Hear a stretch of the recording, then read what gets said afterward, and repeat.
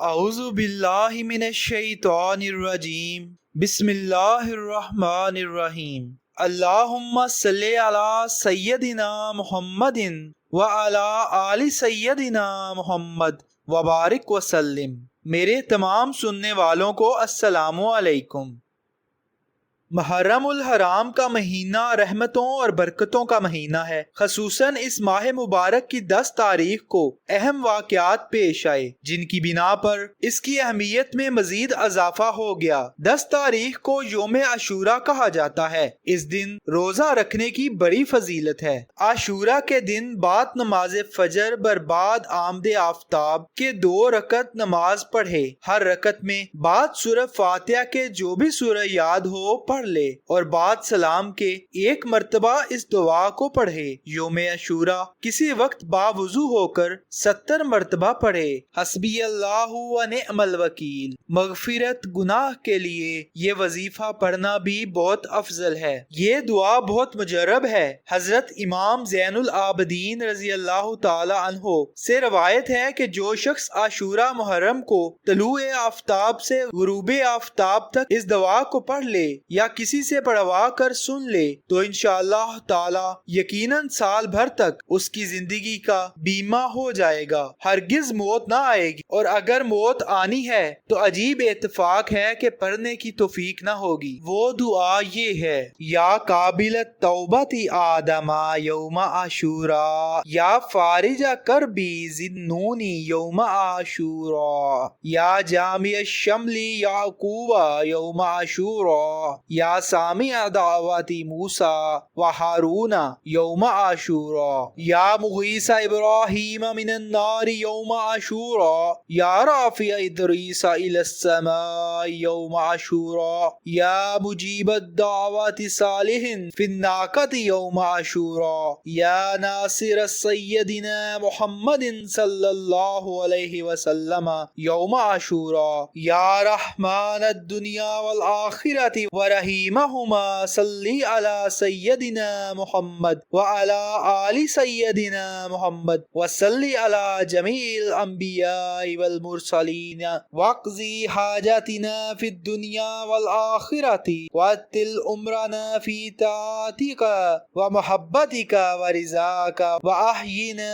حیاتا طیبتا وتوفنا علی الایمان والاسلام برحمتک یا ارحم الراحمین۔ اللہم بعز الحسن واخیہ وامہ وابیہ وجدہ وبنیہ فرج عنا ما نحن فیہ۔ پھر 7 بار پڑھے سبحان اللہ ملء المیزان ومنتہى العلم ومبلغ الرضا وزینۃ العرش لا ملجا ولا منجا من اللہ الا الیہ۔ سبحان اللہ عدد الشفع والوتر وعدد کلمات اللہ التامات کلها نسألک السلامۃ برحمتک یا ارحم الراحمین وهو حسبنا ونعم الوکیل نعم المولا ونعم النصیر ولا حول ولا قوة الا باللہ العلی العظیم وصلی اللہ وتعالی علی سیدنا محمد وعلی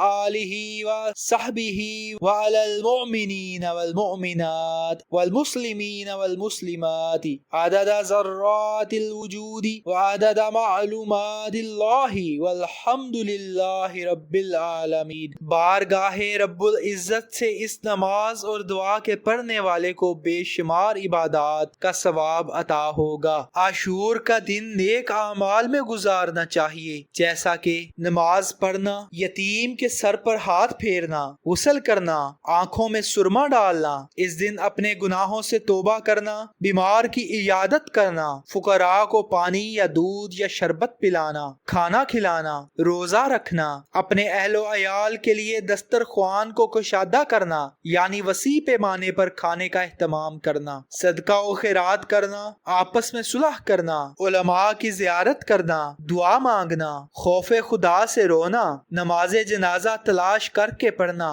زیارت قبور اور زیادت قبور والدین کرنا، قرآن مجید کی تلاوت کرنا حضرت حسین اور شہدائے کربلا رضوان اللہ علیہم اجمعین کا فاتحہ دلانا، انہیں ایصال ثواب کے لیے نیاز، حلیم وغیرہ پکانا، مسلمانوں سے مصافحہ کرنا۔ حضرت مفتی احمد یار خان علیہ رحمت الحنان فرماتے ہیں، محرم کی 9ویں اور 10ویں کو روزہ رکھے تو بہت ثواب ہوگا۔ بال بچوں کے لیے 10ویں محرم کو خوب اچھے اچھے کھانے پکائے تو انشاءاللہ عز و جل سال بھر تک گھر میں برکت رہے گی۔ بہتر ہے کہ کھچڑا پکا کر حضرت شہید کربلا سیدنا امام حسین رضی اللہ عنہ کی فاتحہ کرے اور اسی تاریخ یعنی محرم الحرام کو غسل کرے تو تمام سال انشاءاللہ عز و جل بیماریوں سے امن میں رہے گا، کیونکہ اس دن آب زمزم تمام پانیوں میں پہنچتا ہے۔ سرور کائنات صلی اللہ علیہ وآلہ وسلم نے ارشاد فرمایا، جو شخص یوم عاشورہ